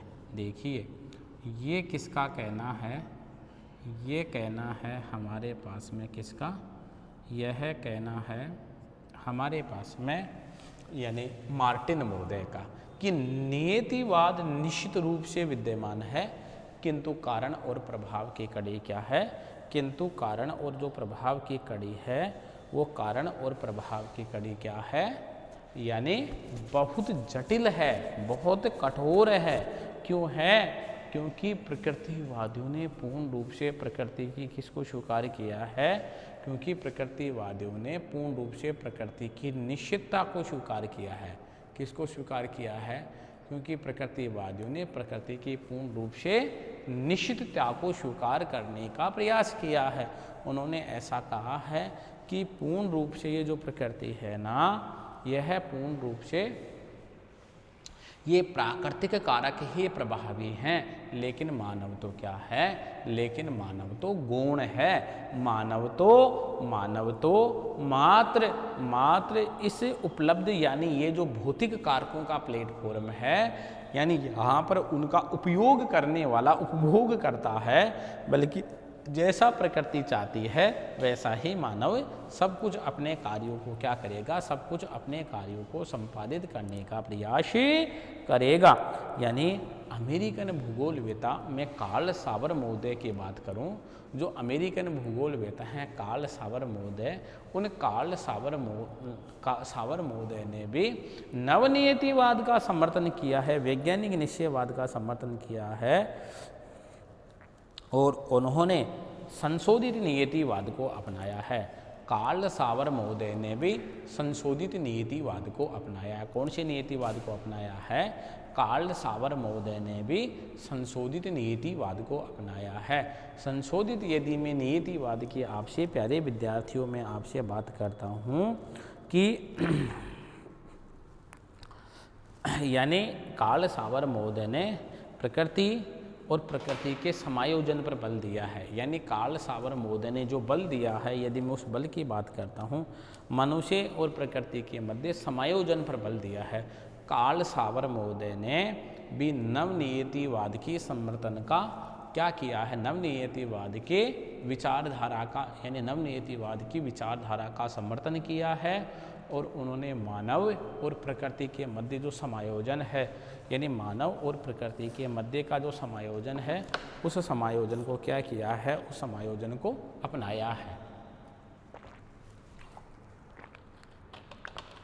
यदि हम कार्ल सावर महोदय की आपसे बात करते हैं तो कार्ल सावर महोदय एक अमेरिकन भूगोलवेता हैं। कौन से भूगोलवेता हैं? कार्ल सावर महोदय एक अमेरिकन भूगोलवेता हैं। यदि मैं उन अमेरिकन भूगोलवेताओं की आपसे बात करता हूँ, वह जो अमेरिकन भूगोलवेता हैं कार्ल सावर महोदय, उन्होंने किस प्रकार से अपने विचारों को रखा है, मैं उसकी आपसे बात कर रहा हूँ।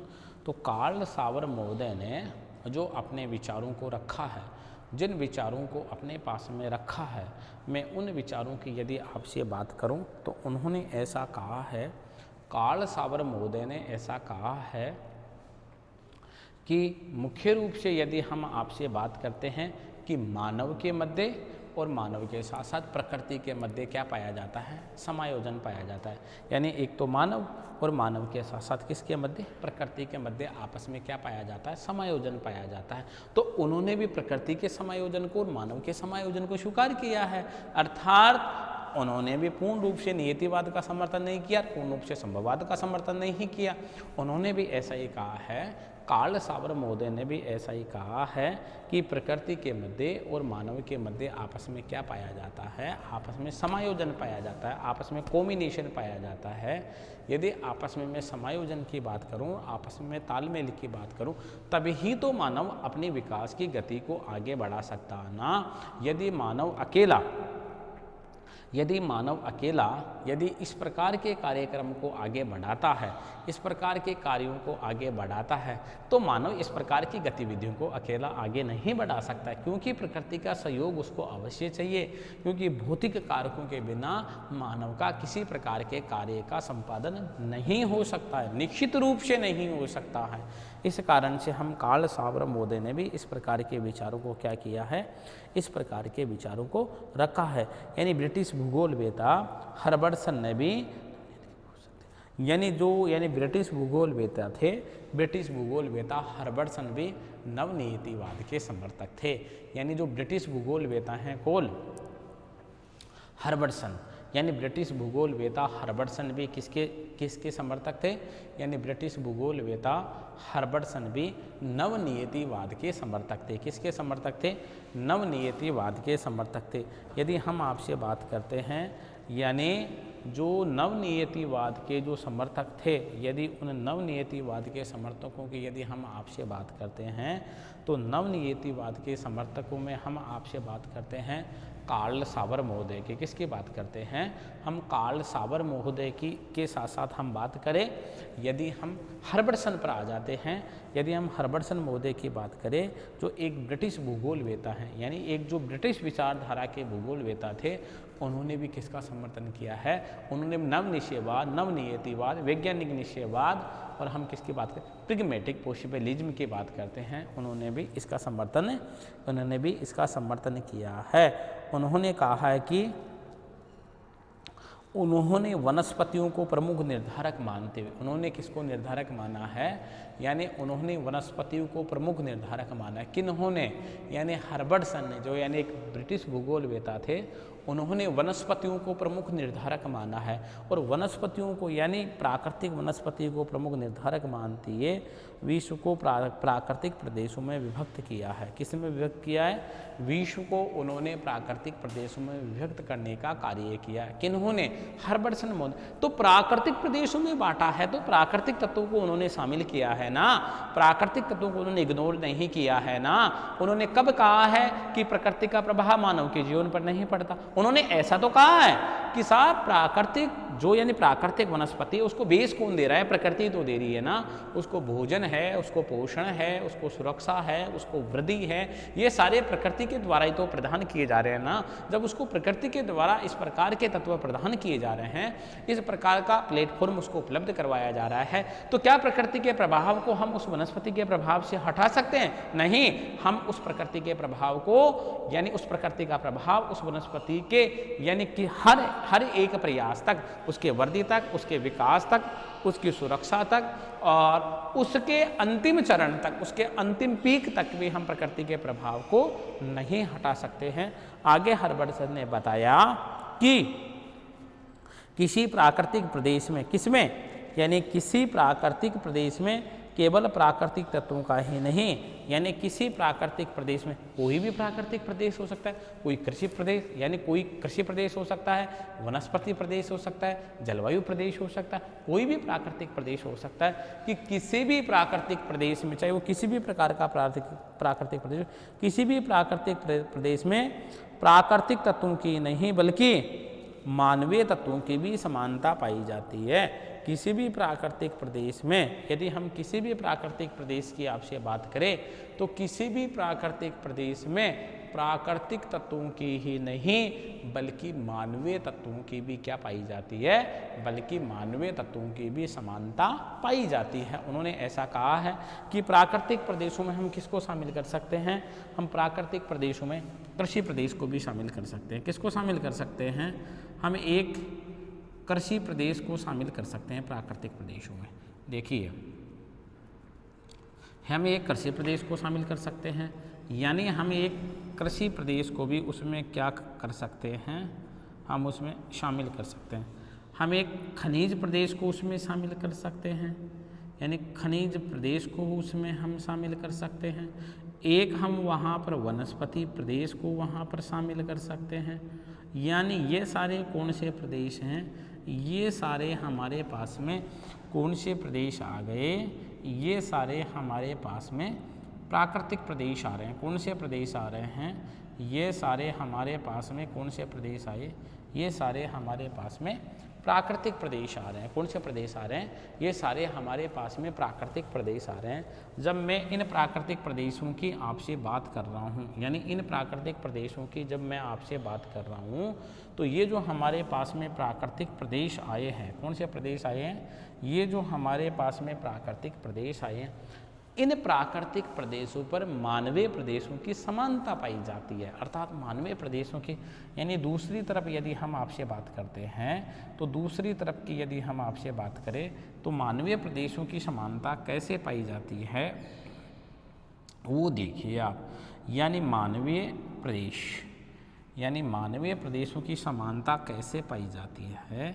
यदि मैं मानवीय प्रदेशों की समानता की आपसे बात कर लेता हूँ कि समानता इस प्रकार से पाई जाती है कि मानव जिस भी प्रदेश में रहता है और जहाँ पर जो भी, जैसे वहाँ पर वनों की सघनता है तो वन प्रदेश प्रभावी हो गया, खनिजों का वितरण अधिक है तो खनिज प्रदेश प्रभावी हो गया, यानी वहाँ पर विभिन्न प्रकार के कृषि कार्यों को संपादित किया जाता है तो वहाँ पर कृषि प्रदेश की सघनता हो गई।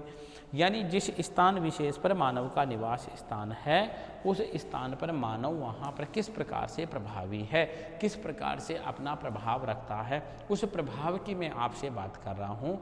वह प्रभाव हमारे पास में इस प्रकार से आ रहा है कि कृषि प्रदेशों के साथ साथ, खनिज प्रदेशों के साथ साथ, वनस्पति प्रदेशों के साथ साथ मानवीय प्रदेश, जहाँ पर मानव जनसंख्या का विशाल समूह पाया जाता है और मानव समूह के द्वारा इनका कंज्यूम किया जाता है, इनका उपभोग किया जाता है, तो वहाँ पर यदि ये प्राकृतिक तत्व मानव के अनुकूल हुए, यानी ये प्राकृतिक तत्व मानव के अनुकूल हुए, तभी तो मानव ने इन प्राकृतिक तत्वों का उपभोग किया, वरना मानव इन प्राकृतिक तत्वों का उपभोग कब करता।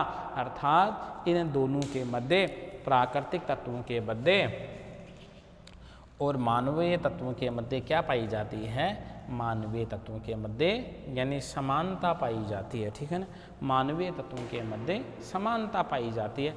ऐसा विचार किसका था, ऐसा विचार ब्रिटिश भूगोलवेता हर्बर्टसन का था। अगले हम ब्रिटिश भूगोलवेता फ्यूलर की बात करते हैं। फ्यूलर यानी अगले जो हमारे पास में ब्रिटिश भूगोलवेता फ्यूलर आते हैं न, फ्यूलर महोदय ने यानी प्राकृतिक तत्वों के साथ, यानी प्राकृतिक तत्वों के साथ मानवीय तत्वों पर भी बल दिया है।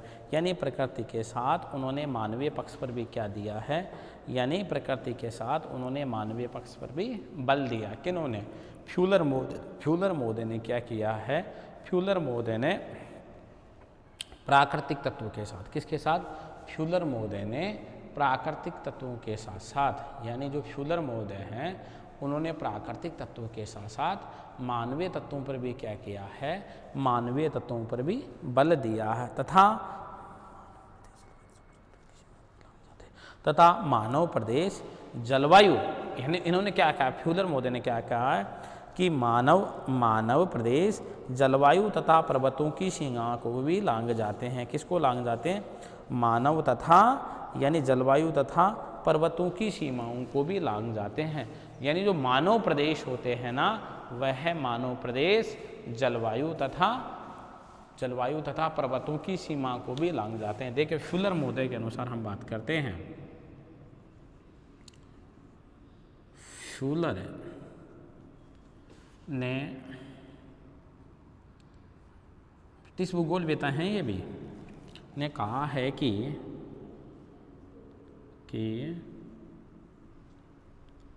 मानवीय प्रदेश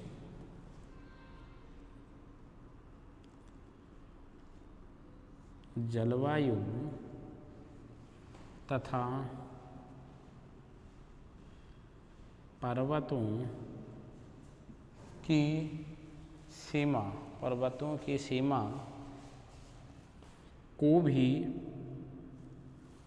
पर्वतों की सीमा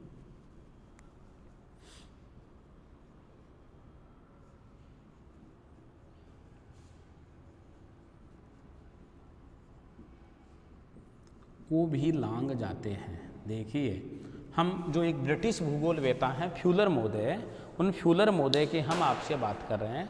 फ्यूलर महोदय ने क्या कहा, फ्यूलर महोदय ने ऐसा कहा है कि ये जो मानवीय प्रदेश है ना, संसार में जिस स्थान पर जहाँ पर जनसंख्या की सघनता पाई जाती है, तो इस जनसंख्या की सघनता के पीछे के यदि हम कारणों की आपसे बात करते हैं, तो जनसंख्या की सघनता के पीछे जो कारण पाए जाते हैं, तो जनसंख्या की सघनता ने या जनसंख्या के बसाव ने या जनसंख्या के वितरण ने यानी यहाँ तक भी ध्यान नहीं रखा है,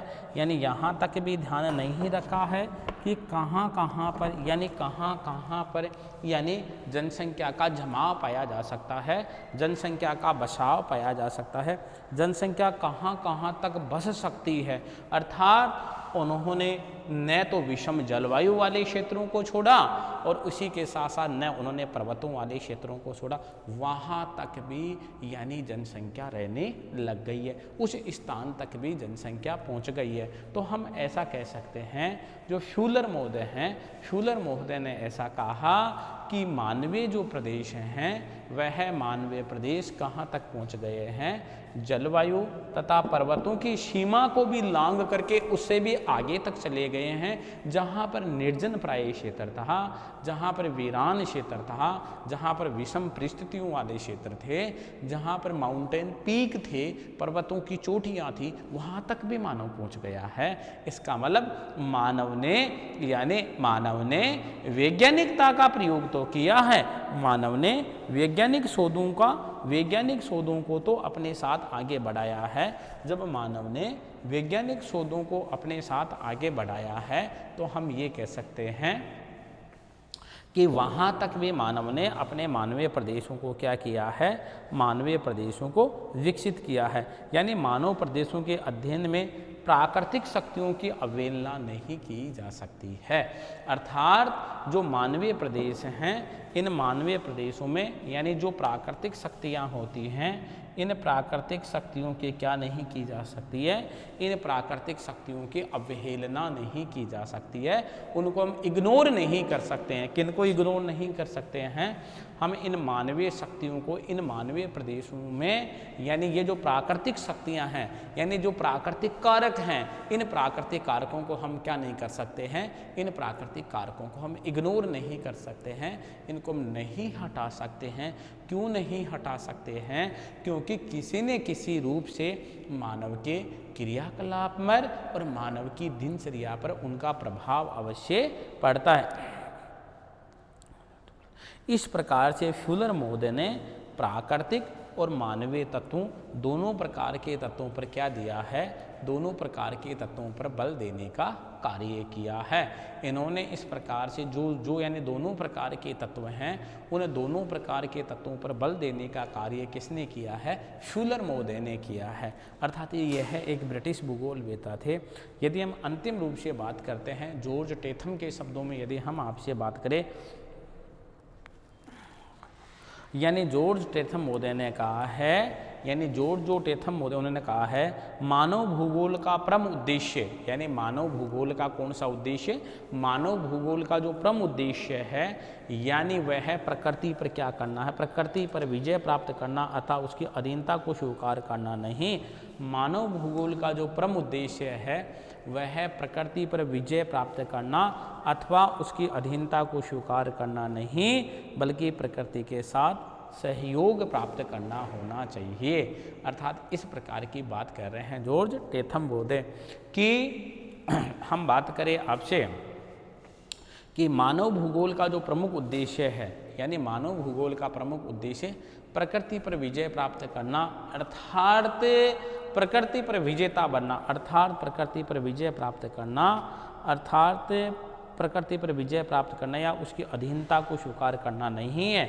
यानी प्रकृति पर विजय प्राप्त करना अथवा उसकी अधीनता को स्वीकार करना नहीं है, अथवा उसकी अधीनता को स्वीकार करना नहीं है, बल्कि प्रकृति के साथ कौन सा रवैया अपनाना है, बल्कि प्रकृति के साथ सहयोगात्मक व्यवहार रखना है। प्रकृति के साथ कौन सा व्यवहार रखना है? प्रकृति के साथ हमारे को सहयोगात्मक व्यवहार रखना है। कैसा व्यवहार रखना? सहयोग का व्यवहार रखना है। प्यारे विद्यार्थियों, आज इसी के साथ ही आज हमारा जो नवनियतिवाद का टॉपिक था, वह नवनियतिवाद का टॉपिक आज हमारा समाप्त होता है। अर्थात हमारे मानव भूगोल का जो प्रथम यूनिट थी, वह प्रथम यूनिट हमारी समाप्त होती है। अर्थात जो बीए पार्ट सेकेंड ईयर का जो हमारा सेकेंड पेपर था ह्यूमन ज्योग्राफी, उस ह्यूमन ज्योग्राफी की यदि मैं आपसे बात करता हूँ तो ह्यूमन ज्योग्राफी की हमारी जो पहली यूनिट थी, उस प्रथम यूनिट को आज हम समाप्ति की ओर लेकर के चले गए हैं, यानी पूर्ण रूप से समाप्त हो गई है। नेक्स्ट क्लास में प्यारे विद्यार्थियों, मैं आपसे फिर पुनः एक नए टॉपिक के साथ मैं आपसे बातचीत करूंगा। हम सेकेंड यूनिट के साथ आपके सामने पुनः लेकर के उपस्थित होंगे और इसी के साथ साथ आपको नियमित रूप से यह ऑनलाइन के यूजफुल वीडियो प्राप्त हो रहे होंगे। तो आप समय समय पर इन यूजफुल जो वीडियो हैं, इन यूजफुल और उपयोगी जो वीडियो आपको मिल रहे हैं, इन उपयोगी वीडियो का आप समय रहते हुए आप इनका अवलोकन करते रहे और आप अपने तैयारी को आगे बढ़ाते रहे, क्योंकि आने वाले समय में कब तक हमारी परिस्थितियां हमारे अनुकूल होती हैं, तब तक के लिए आपको ये जो ऑनलाइन का प्लेटफॉर्म उपलब्ध हो रहा है, इस ऑनलाइन के प्लेटफॉर्म की मैं आपसे बात करना चाह रहा हूँ। यानी ये बहुत ही अच्छा एक आपके लिए सुविधा की है आपके महाविद्यालय के द्वारा, जिससे कि आप अपने घर पर बैठ कर के सुरक्षित रहते हुए आप अपने विषय को यानी जो सिलेबस है, पाठ्यक्रम, उसको आगे बढ़ा रहे हो।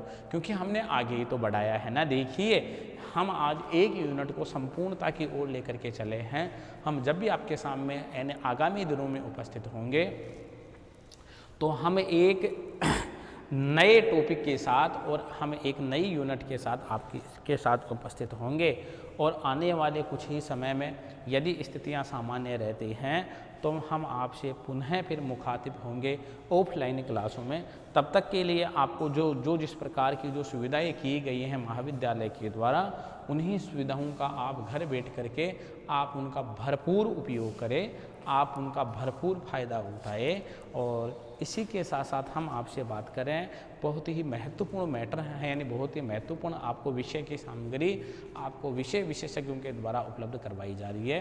विशेष रूप से हम जिस मानव भूगोल की बात करते हैं, बहुत ही हम रोचकता के साथ आपके सामने हम हमारे विषय के वीडियो लेकर के आते हैं, जिससे कि प्रत्येक विद्यार्थी, जो चाहे कम से कम स्तर का हो और चाहे उच्च से उच्च स्तर का हो, प्रत्येक विद्यार्थी को पर्याप्त रूप से उसको मैटर प्राप्त हो। और उसी के साथ साथ उसको जब उसका पर्याप्त रूप से मैटर प्राप्त हो जाता है तो वह अपने तैयारी को पूर्ण गति दे सकता है। तब तक के लिए विराम। सभी विद्यार्थियों के लिए धन्यवाद। मिलते हैं पुनः नई क्लास के साथ।